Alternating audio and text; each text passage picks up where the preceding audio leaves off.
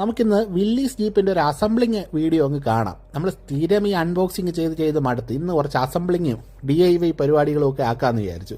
അപ്പോൾ ഇത് കണ്ടപ്പോഴേ നിങ്ങൾക്ക് മനസ്സിലായി കാണും ഇത് വില്ലീസ് ജീപ്പാണ്. ഇത് 3D പ്രിൻറ്റ് ചെയ്തെടുത്ത ഒരു വില്ലീസ് ജീപ്പിൻ്റെ പാർട്സ് ആണ്. അപ്പോൾ അത് നമ്മളിങ്ങനെ ടയർ ആദ്യം ഫിക്സ് ചെയ്ത് സീറ്റുകൾ വെച്ചു, സ്റ്റിയറിംഗ് വെച്ച് എല്ലാം നമുക്ക് ഒറ്റ പാക്കറ്റിനകത്ത് വരികയാണ്. നമ്മൾ തന്നെ അത് ചെയ്യണം. പക്ഷേ അത് കറക്റ്റ് ഫിറ്റ് ആൻഡ് ഫിനിഷ് ഉള്ള സാധനമായിരിക്കും.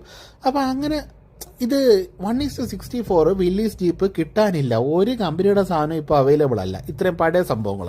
അപ്പോൾ ഇത് 3D പ്രിൻ്റ് രക്ഷയുള്ളൂ. ഇത് ഞാൻ 250 രൂപയ്ക്ക് കടയിൽ നിന്ന് മേടിച്ചതാണ്. ടൈനി ടൈറ്റാൻ എന്ന് പറഞ്ഞിട്ടുള്ള നമ്മുടെ തിരുവല്ലത്തുള്ള ട്രിവാൻഡ്രം ഉള്ള കടയിൽ നിന്നാണ് ഞാൻ മേടിച്ചത്. 250ക്ക് വർത്താണെന്ന് എനിക്ക് തോന്നി. പിന്നെ 3D പ്രിൻറ്റ് ചെയ്തതായതുകൊണ്ട് തന്നെ അത്ര ഒരു പെർഫെക്ഷൻ വരത്തില്ല. ചെറിയൊരു ലൈൻ ടെക്സ്ചർ വരും. അതങ്ങനെയാണ് 3D പ്രിൻറ്റ് ചെയ്യുന്ന സംഭവങ്ങൾ വരുമ്പോൾ. പക്ഷേ ഈ ഒരു 1:64 ഇത് കിട്ടാൻ ഭയങ്കര പാടാണ്. കറക്റ്റായിട്ട് നമുക്കിത് അസംബിൾ ചെയ്തെടുത്തു കഴിഞ്ഞാൽ നല്ല സുന്ദര കുട്ടപ്പം വണ്ടി. ഒറ്റ പ്രശ്നമേ ഉള്ളൂ, ടയർ കറങ്ങത്തില്ല. ജസ്റ്റ് ഒരു അനക്കം എന്നല്ലാതെ നമ്മൾ ഹോട്ട് വീൽസ് പോലെ ഓടിക്കാൻ പറ്റത്തില്ല. പക്ഷേ അതിനൊരു സൊല്യൂഷൻ ഞാൻ കണ്ടുപിടിച്ചു. അടുത്തൊരു വീഡിയോയിൽ അതാണ്. നമ്മളിതിന് സസ്പെൻഷനും വെക്കും, വർക്കിംഗ് ടയേഴ്സും വെക്കും. അപ്പോൾ ഫോളോ ചെയ്ത് കൂടെ കൂടിക്കോ. Take care.